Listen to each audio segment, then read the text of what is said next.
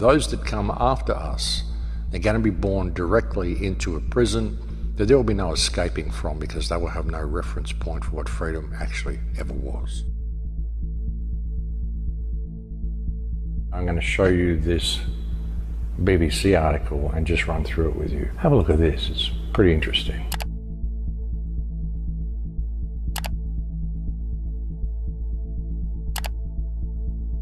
This is the BBC's own website.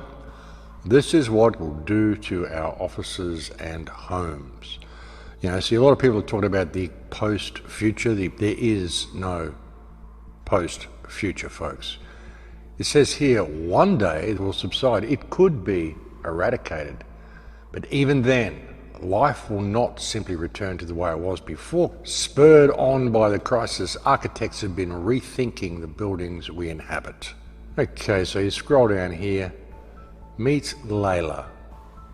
Layla is of indeterminate race and age. It's 2025 and she works from home 4 days a week. It's been that way since the 2020 lockdown. Okay, they've been in lockdown since 2020 and it is now 2025. 6:30, she's on her way to work. Layla arrives at a building where she meets people, blah, blah, blah. Starting times of the company where she works are staggered to minimize the number of people arriving at the same time. No human contact. Her office days are mainly for meetings, gone are the days when she'd head to work, blah, blah, blah. Blah, blah, blah, blah, blah. On the ground floor, Layla pauses in front of a thermal body scanner to check her temperature is normal. Today she is 36.5. She passes. A camera used for facial recognition identifies her as a staff member. A security barrier opens. At no point does she touch anything. Layla is on a contactless pathway. The lift to her office on the 4th floor is voice activated. Touchless technology has replaced grubby buttons. The maximum occupancy is 2. Voice acted elevators, folks. If you get locked out through social crediting, once it's all biometric and it's all run like this and it's all touchless, they know everything about you and everything you do and everything you say and everything you think. If you get locked out of the system due to being down on social credit points, your elevator won't even work in your building because it will be voice activated and your voice will be recognised by the elevator as one who does not have access. Soon you'll have voice activated doorways. The smart locks they want to put on your home, soon these will not be digital keypads. Soon these will be biometric, they will be voice activated. And if you're down on credit points, they simply won't open for you. On the 4th floor, she walks down the corridor through the door. Both are wider than before to keep staff further apart and reduce the chances of being transmitted. Of course, that's what they say. No, it's just to keep you further apart. At the door, Layla uses a hand sanitizer. She's so used to it now that she doesn't even think about it. Sits down at her desk. Much of the furniture, as well as the walls, panels and facades, is made from antimicrobial material.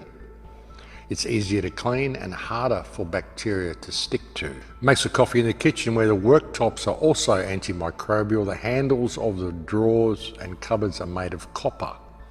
It's costly, but a naturally microbe repellent material. The air conditioning uses UV light to kill pathogens. It also reduces the humidity to help prevent germs multiplying, responding to a stream of data from sensors fixed around the building and wearable sensors used by the staff. Proximity meters, folks. Great stuff. Office is completely plain, blah, blah, blah.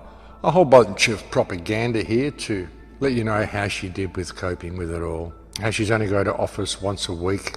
Layla moved to the suburbs with a friend after the lockdown in 2020.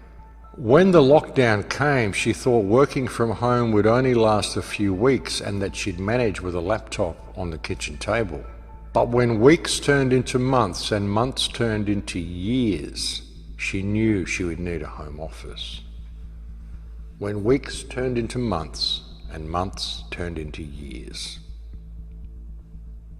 What do you think of your new normal, folks? And you think about it, folks, with voice-activated technology, voice-activated door locks and a social crediting system, they've managed to turn the entire world into a prison, every house into a prison cell that you're only allowed to leave when you're on your best behaviour. You're only allowed to leave when you're behaving the way the government says you must behave. No more freedom, folks. None of that. The entire world is now a prison and every house is now a prison cell. Great plan. Great plan. And the problem is that it is actually working, and it will work if people don't wake up to what is happening. I mean, this is really serious stuff. This is where they want to go with everything, folks. Total isolation, you working from home, no contact with anybody else, totally contactless work, no touching anything, no touching other people. It's been quite a change for Layla and millions like her.